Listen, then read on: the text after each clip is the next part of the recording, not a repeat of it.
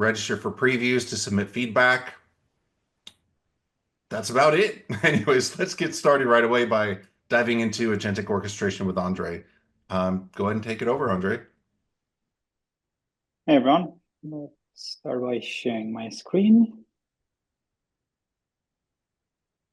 Okay, so quick introduction agentic orchestration. I'm gonna skip a couple of slides. I'm gonna go quite quickly so we get to the demo, like the nice part about these meetings. So first of all, why we went what we're trying to solve with agentic orchestration. So we got McKinsey and company. I've been looking at companies that are facing problems in real world and mission critical processes, and they're just becoming more complex with day-to-day improvements. And now with agentic cam coming in, it's only going to get even more complex to maintain.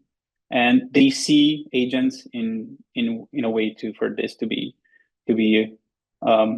let's say solved, or at least addressed in the long-term view. So when we looked at agentic orchestration, we wanted to see how we can better do this in terms of solving mission critical processes and being much easier to maintain them in production and operate them. So that's one of the core tenets of agentic orchestration. So one of the problems that we were looking at, or first of all, is how do I adopt agents into my process? So that was one of the questions. Then again, on how do I manage now a hybrid workforce? Because I'm going to have humans, I'm going to have robots, and now AI agents. So all of them playing together needs new set of tools that for maintaining, like managing this hybrid workforce. And also, how do I maximize the ROI from agentic AI? Because it's like you need to monitor it, you need to optimize it so that you actually have a very good ROI on these automation and agents. So similar is we kind of want to help with this by first of all offering a way to model these agentic processes. So design and implement agnostic agentic workflows across systems. So for that, we're using BPMN as a standard notation for describing processes. And then we use the same notation also for the implementation side. Then we're looking to bring into that modeling canvas a way to define which are agents, which are robots, where are humans, and how to orchestrate them in an end-to-end process. Then again, on the monitoring side, is we want to offer process intelligence in order to monitor robots, agents, and people, and have a clear vision in terms of the ROI and how the processing time looks and where the value is being created. So again, in terms of how this process lifecycle would look is around modeling, implementing, operate, monitor, and then optimize. For each one of them, we have specific offerings. Like for the modeling, I'm going to show a little bit how that looks. We're going to have also autopilot experiences, not in today's demo, but it's going to be in the near future. On implementation side, I'm going to show you the canvas in Studio Web, how you can actually use it. On the operate side, I'm going to show you how the additional observability that you have right now on these types of processes in terms of how they execute it, what are the details. And similarly, you have for optimize, where we are basically going to have, we're going to be pushing all this data into process mining so you can like much better understand where the improvements are and how you can improve the end-to-end process. So I'm gonna quickly just call out what we're gonna show today. We're gonna look a little bit on the new canvas in Studio Web in terms of modeling. We're gonna look a bit on what does it take to actually implement one of those modeled processes. Then we're gonna go a little bit into the operate part with process overviews and some dashboards that we offer out of the box for this experience. we're going to look a little bit on instance management. So the additional observability and actionability in terms of how you can repair something when you're in production. And we're going to look a little bit on the process heat map. So this is like part of the monitor, help understand how things are working in terms of time, how many instances, so how many agents have executed, what are the execution time, and similar for this would be for everything, for humans and for robots. So I'm gonna switch now to the actual demo.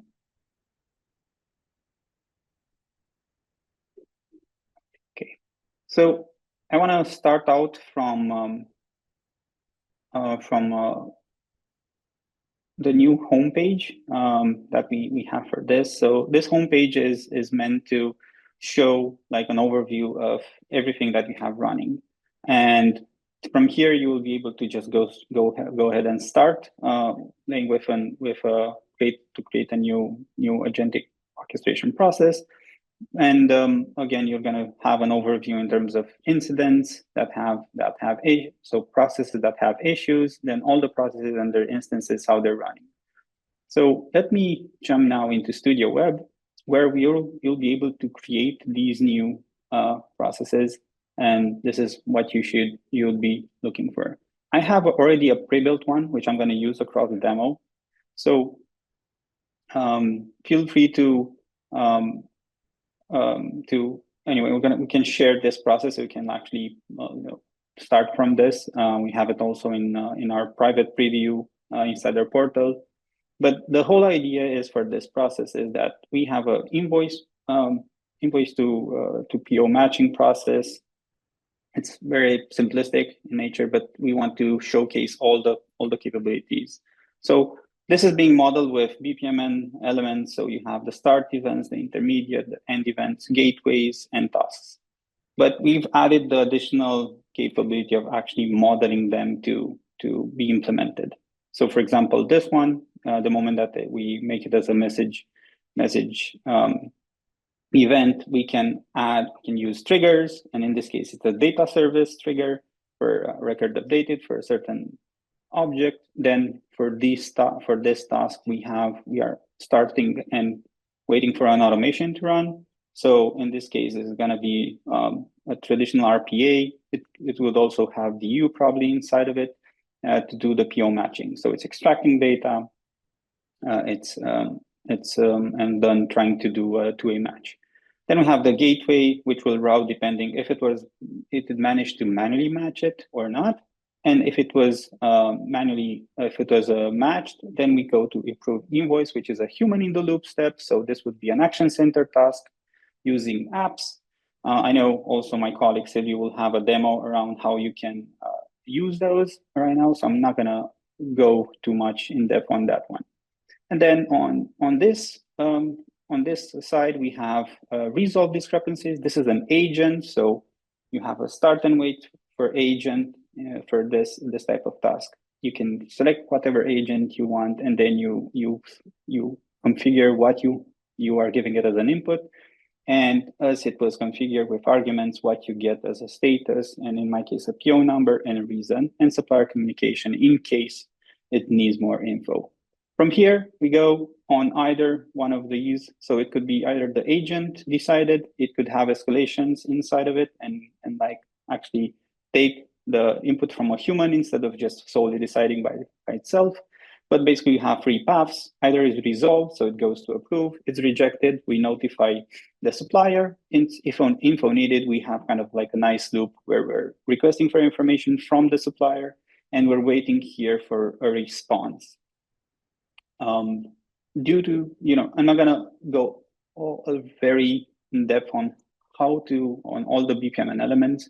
For that, we have an insider portal. You can apply for the preview and you can find all the details there. But what I wanted to show you conceptually here is that we can model a process that looks quite simple in terms of following it through, but it actually is also implemented to work this way by just using existing components that you have or newly created specifically for this process, be it agents, automations, human-in-the-loop tasks, and API integrations that are offered via integration service.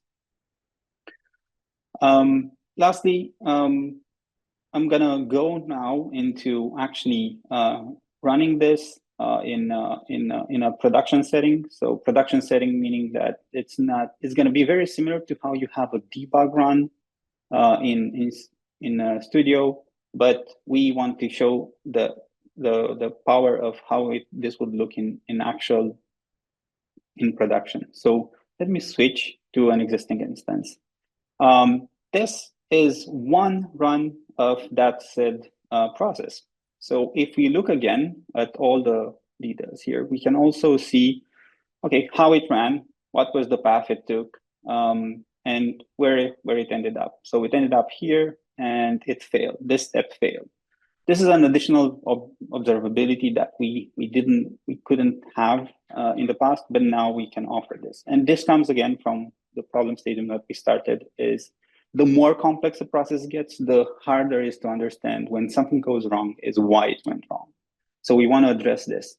And for that, we have what we call the execution trail. So this will have all the details of why it failed, the variables, like for example, in this case, I have the actual job arguments that were passed to the robot to run this.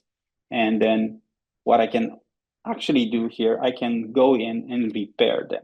So this is something that is new in our world is I can go in and say, okay, I looked at the rest of the process. I know that this should be a certain number. And I can go in and say, okay, let me update this. Now I'm being asked if I want to put a comment. So, okay, because I'm interacting with the process from outside. I'm basically changing how it should work from the outside. So it's not according to how it was designed. So I have to audit this and ensure that everybody is aware of my change. So.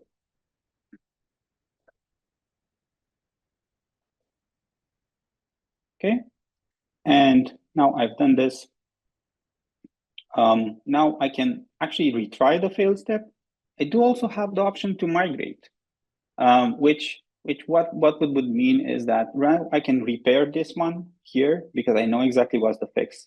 I see that I have a bad mapping. I can go back into Studio Web, create a new version, and migrate these to newer versions where this problem is not present anymore. For this use case, I'm just going to retry it. For any action that I'm doing on top of this, it's always going to ask me for a comment if I want to, and this will also be user controlled, in meaning that if you have to be forced to put a comment or not. So now it finished. It went through. What I want to show you now, I want to show you some additional observability, especially when it comes to agents. So for example, in this use case, this time it went through the route of going through the agent. So we have a very nice experience here where we can, again, look what was passed to this agent. I can see exactly it was passed. We had a data service ID and it responded with a certain reason why it didn't do the matching the status that was rejected, that then influenced the path it took. But if I want to actually see how the agent executed, we have under details, we can open the instance. And we can actually see how it exactly went. What was the prompt? What were the actual values? What were all the steps it took? For example, here it ran a process where it retrieved all the data. So you get all this additional observability on how something ran in production. And the idea is to better understand how things work in a production setting. And what I also want to show you is a bit on monitoring in terms of, okay, what is my aggregated view? Okay, I have these instances which have been going on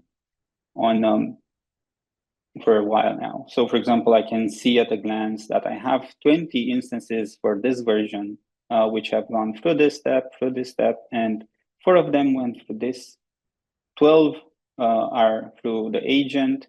I can see some aggregates here in terms of duration. Probably more important would be for the human in the loop, because that's going to influence a lot the duration in terms of minimum it took to approve an invoice, the maximum of 5 minutes, P95, P99. Here, this is a demo setting, very quickly approved. And I also can see which ones are still waiting right now here. And then similar, we can see how many went for this path and how many went for this path. Similar, I have also the average throughput time of 39 seconds. Again, very nice demo time because things are moving quickly. In a real use case, you could probably have more longer time because they're in the approve invoice step. So this is kind of like the main ideas, and I hope it kind of gave you a hint of what we've built here and how this will help better operate these processes and give you like the assurance that you can go even more complex that you would usually go with a process, cover more of the end-to-end flow, because now you have additional tools to be able to manage that complexity.